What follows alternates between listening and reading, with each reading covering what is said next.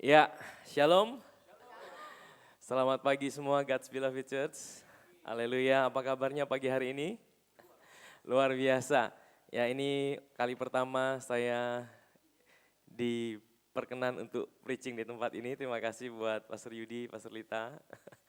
Tapi ini bukan pertama kali saya ada di tempat ini kali kedua. Ya, pertama kali 2 tahun lalu saya ada di tempat ini bersama-sama dengan Pastor Paul. Puji Tuhan. Boleh kita berdoa terlebih dahulu? Mari sama-sama kita satu di dalam doa. Aba Bapa, Bapa yang baik, kami mengucap syukur buat pagi hari yang luar biasa ini Tuhan. Kami boleh ada berkumpul bersama-sama hanya karena satu tujuan, kami mau menikmati Engkau Tuhan. Kami percaya bahwa Engkau sungguh baik buat kami, Engkau Bapa yang tidak pernah tinggalkan kami, Engkau Bapa yang selalu punya rancangan yang terbaik buat setiap kami. Pagi hari ini Aba Bapa, kami mau menikmati Engkau. Roh Kudus terangi mata hati kami, supaya kami bisa mengenal Engkau dengan benar Tuhan. Kami percaya bahwa firman Tuhan adalah pribadi-Mu sendiri. Kami percaya bahwa firman-Mu bisa menjadi jawaban buat kami, menjadi kekuatan buat kami yang lemah, menjadi penghiburan buat kami yang sedih, menjadi jalan keluar buat setiap kami yang membutuhkan jalan keluar. Kami mengucap syukur Tuhan, kami serahkan firman Tuhan pagi hari ini dalam tangan Tuhan. Di dalam nama Yesus kami sudah berdoa. Amin, amin, amin. Baik, sebelum saya mau sharing, saya mau bisa diputarkan video promo NGNC yang akan ada di Kupang. Belum ada? Oh, belum masuk. Oke. Baik, mungkin ada sedikit kesalahan teknis. Tapi saya umumkan saja bahwa bulan Agustus nanti kita akan ada National Good News Conference di Kupang. Itu conference yang memberitakan tentang kabar baik. Saya percaya bahwa tidak ada yang bisa membendung kabar baik dari Tuhan kita Yesus Kristus. Amin. Dan saya percaya bahwa inilah saatnya Indonesia akan dilawat oleh kabar baik Tuhan kita. Amin. Saya percaya bahwa sebelum lawatan Tuhan secara fisik terjadi, harus terjadi dulu lawatan secara perubahan paradigma. Apa yang kita percayai tentang Tuhan akan mengubahkan kehidupan kita. Amin, saudara. Puji Tuhan, ya tanggal 16, 17, 18 Agustus akan ada National Good News Conference di Kupang. Itu pas hari libur, kalau Bapak Ibu Saudara yang tidak kemana-mana, ya boleh sekalian jalan-jalan nikmati pantai di Kupang. Sekaligus promosi, Kupang itu kota di pinggir pantai. Jadi ada Pak Robi juga di tempat ini, ya. Puji Tuhan. Baik, mari kita buka firman Tuhan dari Ibrani pasal yang ke-12. Ibrani pasal 12, ayat yang pertama, saya akan bacakan sampai ayat yang ke-13. Ibrani pasal 12, ayat yang pertama sampai 13. Saya dengan anak saya yang paling kecil di tempat ini, Matthew. Saya udah punya 3 orang putra, Bapak Ibu Saudara, sedikit perkenalan. Ya, saya punya seorang istri, 3-tiganya cowok, ya yang paling gede udah SMA. Puji Tuhan, ya. Ini sekedar perkenalan singkat dari saya. Karena kita mempunyai banyak saksi, bagaikan awan yang mengelilingi kita, marilah kita menanggalkan semua beban dan dosa yang begitu merintangi kita, dan berlomba dengan tekun dalam perlombaan yang diwajibkan bagi kita. Marilah kita melakukannya dengan mata yang tertuju kepada Yesus, yang memimpin kita dalam iman dan yang membawa iman kita itu kepada kesempurnaan. Yang dengan mengabaikan kehinaan tekun memikul salib ganti sukacita yang disediakan bagi Dia yang sekarang duduk di sebelah kanan tahta Allah. Ingatlah selalu akan Dia yang tekun menanggung bantahan yang sehebat itu terhadap dirinya dari pihak orang-orang berdosa, supaya jangan kamu menjadi lemah dan putus asa. Dalam pergumulan kamu melawan dosa, kamu belum sampai mencucurkan darah, dan sudah lupakah kamu akan nasihat yang berbicara kepada kamu seperti kepada anak-anak? Hai anakku, janganlah anggap enteng didikan Tuhan, dan janganlah putus asa apabila engkau diperingatkannya. Karena Tuhan menghajar orang yang dikasihinya, dan Ia menyesah orang yang diakuinya sebagai anak. Jika kamu harus menanggung ganjaran, Allah memperlakukan kamu seperti anak. Di manakah terdapat anak yang tidak dihajar oleh ayahnya? Tetapi jikalau kamu bebas dari ganjaran yang harus diderita setiap orang, maka kamu bukanlah anak, tetapi anak-anak gampang. Dan selanjutnya dari ayah kita yang sebenarnya, kita beroleh ganjaran dan mereka kita hormati. Kalau demikian bukankah kita harus lebih taat kepada Bapa segala roh supaya kita boleh hidup. Sebab mereka mendidik kita dalam waktu yang pendek sesuai dengan apa yang mereka anggap baik. Tapi dia menghajar kita untuk kebaikan kita supaya kita memperoleh bagian dalam kekudusannya. Memang tiap-tiap ganjaran pada waktu ia diberikan tidak mendatangkan sukacita, tapi duka cita. Tapi kemudian ia menghasilkan buah kebenaran yang memberikan damai kepada mereka yang dilatih olehnya. Sebab itu kuatkanlah tangan yang lemah dan lutut yang goyah, dan luruskanlah jalan bagi kakimu, sehingga yang pincang jangan terpelecok, tetapi menjadi sembuh. Hari ini saya akan share mengenai satu topik, hidup dalam sebuah pertandingan. Ya, hidup dalam sebuah pertandingan.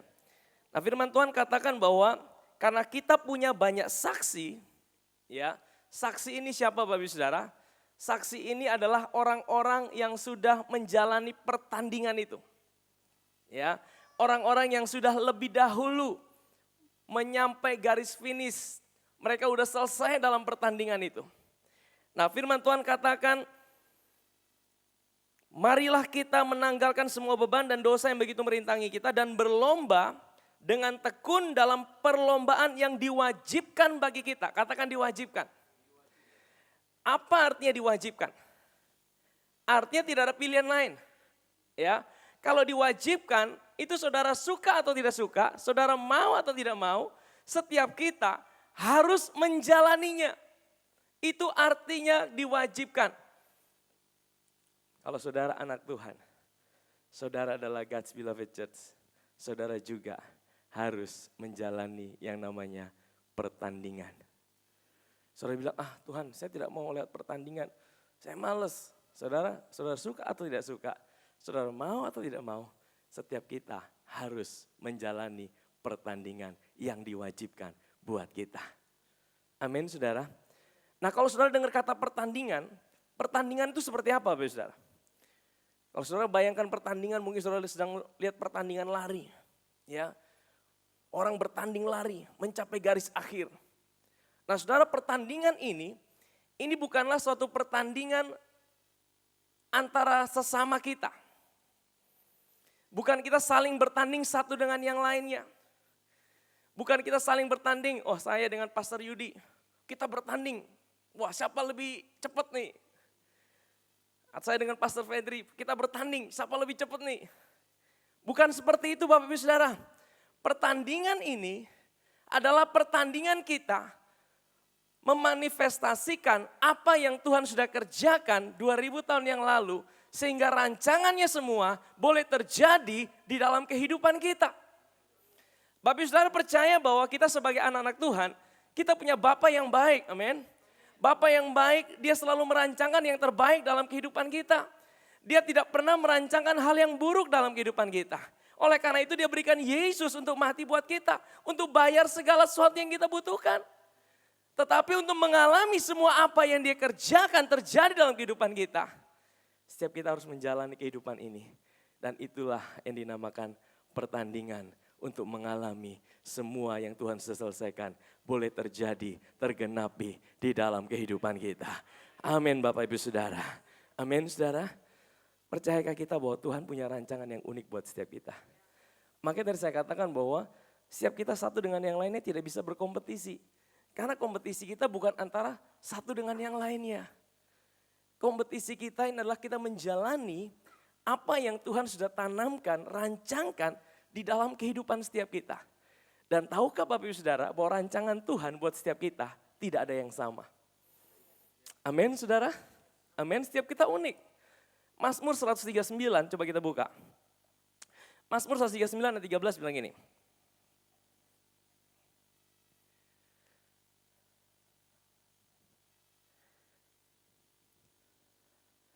Mazmur 139.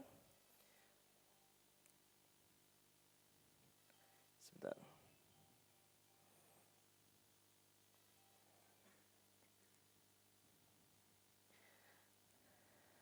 139 ayat 13 bilang gini. Sebab engkaulah yang membentuk buah pinggangku, menenun aku dalam kandungan ibuku. Aku bersyukur kepadamu oleh karena kejadianku dahsyat dan ajaib. Ajaib apa yang kau buat dan jiwaku benar-benar menyadarinya. Tulang-tulangku tidak terlindung bagimu ketika aku dijadikan di tempat yang tersembunyi. Dan aku direkam di bagian-bagian bumi yang paling bawah. Matamu melihat aku selagi aku bakal anak. Dan dalam kitabmu semuanya tertulis hari-hari yang akan dibentuk. Katakan hari-hari yang akan dibentuk. Sebelum ada satupun daripadanya. Jadi Bapak Ibu Saudara, waktu kita ada dalam kandungan, Tuhan itu sudah menuliskan hari-hari yang akan kita jalani di dalam kehidupan ini. Tuhan sudah menuliskan hari-hari. Kenapa dia tidak katakan tahun-tahun? Kenapa dia katakan hari-hari? Karena dia peduli dengan setiap detail yang ada di dalam kehidupan saudara dan saya. Dia peduli bukan hanya hal-hal yang besar, amin saudara. Dia peduli setiap hari-hari, dia tentukan, dia rancangkan yang terbaik untuk kita alami di dalam kehidupan ini. Jadi kita punya Bapa yang tidak pernah merancangkan yang buruk. Kita punya Bapa yang merancangkan yang terbaik. Tapi rancangannya adalah rancangan personal buat kita. Panggilan Tuhan itu personal buat kita. Jalan Tuhan itu personal buat kita. Setiap kita, Tuhan punya rancangan masing-masing yang spesial dan unik saudara. Saya pernah menyadari bahwa saya ini tidak sama satu dengan yang lainnya saudara. Kita ini berbeda. Berbeda karena kita unik. Tuhan menjadikan kita satu dan satu-satunya. Dan di dalam satu dan satu-satunya Tuhan punya rancangan yang terbaik. Tuhan punya rancangan yang terbaik untuk kita alami hari-hari itu. Dan itulah yang dinamakan pertandingan yang harus kita jalani. Amin saudara. Jadi kita harus menjalani pertandingan. Suka atau tidak suka. Amin saudara. Dan di dalam pertandingan itu bukan antara kita satu dengan yang lainnya. Maka saudara tidak boleh iri satu dengan yang lainnya. Saya tidak bisa iri dengan Pastor Fedri. Pastor Fedri kenapa kok bisa ganteng begini ya? Ya, saya tidak bisa iri dengan Pastor Yudi. Wah, hari ini dia slim. Wah.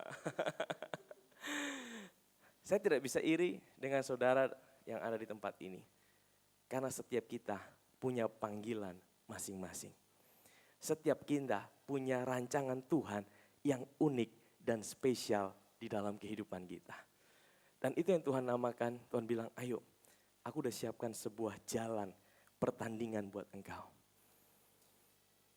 Makanya Bapa di sorga, dia peduli dengan kita. Dia udah bayar nih, dia udah kasih Yesus nih. Dia udah kasih yang terbaik nih buat kita. Dia udah bayar lunas. Tapi kalau kita gak ngalami, sedih gak dia? Sedih saudara. Kalau saudara punya anak, saudara udah kasih yang terbaik. Saudara udah bayar yang terbaik, tapi anak saudara tidak ngalamin, tidak menikmati. Saudara sedih tidak? Sedih. Kerinduan hati seorang bapak ketika anaknya bisa menikmati apa yang dia kerjakan buat dia. Waktu anak saya bisa bersuka cita, wah saya ajak dia jalan